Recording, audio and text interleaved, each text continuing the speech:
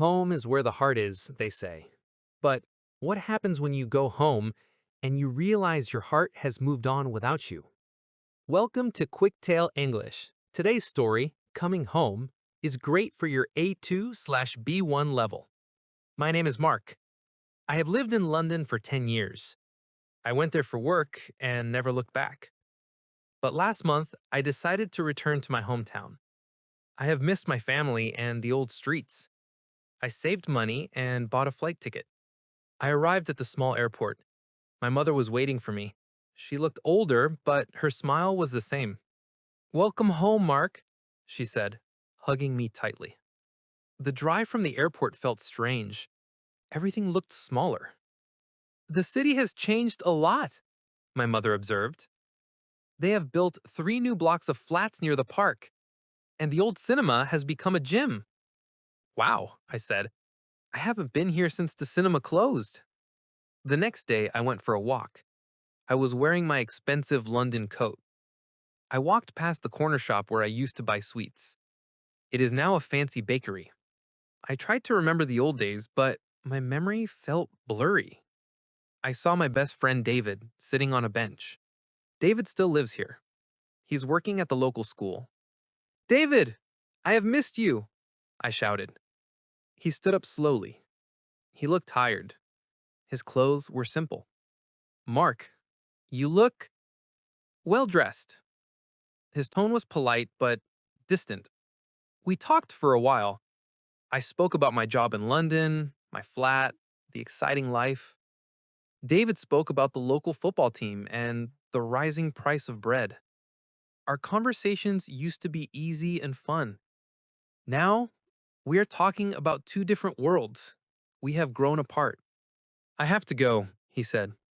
"I am meeting my wife for lunch." He left, and I felt completely alone. I spent the next few days with my mother. She has changed her routine. She gets up earlier now. She spends her mornings gardening. I have forgotten how simple her life is. My London rhythm is too fast for this house. One evening, my mother was watching a local news report. "It has been a mess for months," she sighed. "The council is trying to fix it." I thought about my life in London. I have never thought about the water supply. I just turn on the tap. I have been focused only on my career and money. That night, I looked in the mirror. I saw the London Mark. Expensive shoes, sharp haircut, always in a hurry, but I didn't see the happy Mark. I had returned home expecting the town to fit my memory, but the truth was that I was the one who no longer fit the town. I have changed more than the streets have. The next morning, I did something I hadn't done in years. I put on old jeans and a plain sweater. I went to the park. I saw David again, this time playing football with his young son. I didn't mention London. I didn't mention my old job. "David," I asked, "do you want another coffee? I am buying." He smiled, a real smile this time. "Sure, Mark, but let's go to the old corner shop. I miss those sweets."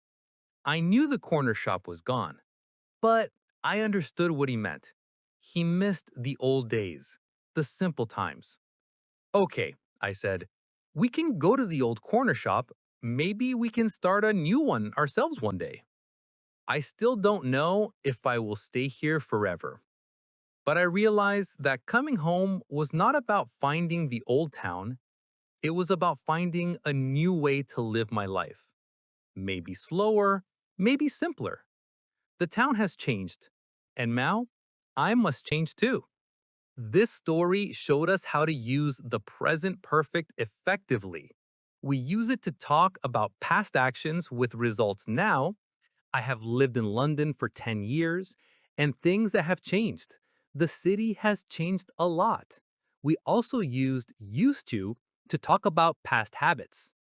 Here are some new words we learned today: looked back, blocks of flats, blurry, grown apart, water supply, council, rhythm, self aware.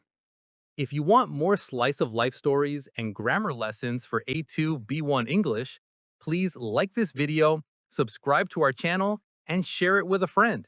Tell us in the comments, what is the biggest difference you have noticed in your hometown? We will see you next time.